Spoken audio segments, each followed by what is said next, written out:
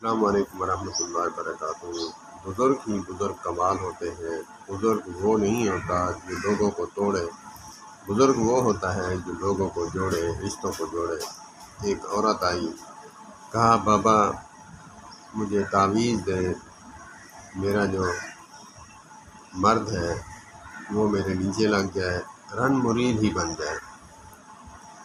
اس نے کہا یہ تو آسان ہے۔ اس نے کہا کیسے؟ کہا کہ ایسے کرو کہ شیر کی گردن کے بال چند مجھے توڑ کر دے دو، میں اس پر کچھ پڑھائی کروں گا، دم وم کروں گا، تعویذ بھی لکھ لوں گا، میرا غلام ہو جائے گا۔ جھوٹ اب گھڑا بن گئی سی۔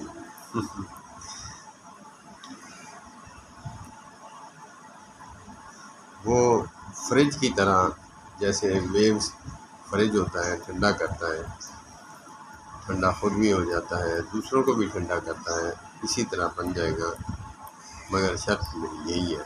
اس نے کہا یہ تو آسان ہے۔ اس نے گوشت کے چند ٹکڑے لیے اور چڑیا گھر پہنچ گئی، اور وہاں پہ گئی۔ 1 دن 2 دن اس کو گوشت ڈالتی رہی۔ کچھ 4-5 دن کے بعد جب ایسا ہو گیا کہ وہ گوشت ڈالتی اور اس کے سر پر گدگدی کرتی، اس کو جہاں ہاتھ لگاتی وہ خاموشی سے کھاتا رہتا، اس کو پتہ چل گیا یہ محبت کرنے والی ہے۔ تو اس نے گردن سے بال چٹکی سے چٹا کھینچے، 2-4 بال ہاتھ میں آ گئے۔ اس نے کہا میرا تو کام ہو گیا۔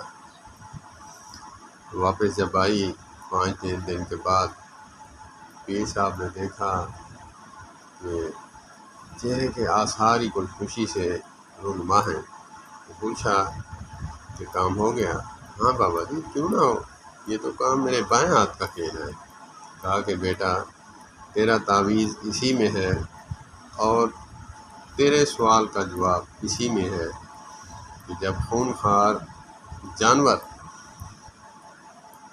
تیرے بائیں ہاتھ کا کھیل ہے، تو ایک مرد، ایک انسان تیرے بائیں ہاتھ کا کھیل کیوں نہیں؟ عورت بھی سمجھنے والی تھی۔ کہا کہ بابا جی مجھے سب سمجھ آ گیا، اللہ پاک سب بیٹیوں کو سمجھ عطا فرمائے اور سب بیٹوں کو بھی سمجھ عطا فرمائے۔ اگر جنت بنانی ہے گھر کو تو محبت دیں، پیار دیں، مرد اپنی بیوی کو پیار دے، بیوی مرد کو پیار دے، تبھی رشتے جنت بنتے ہیں۔ اللہ پاک ہمیں عمل کی توفیق عطا فرمائے۔ اللہ پاک ہماری بیٹیوں کو، ہماری بہنوں کو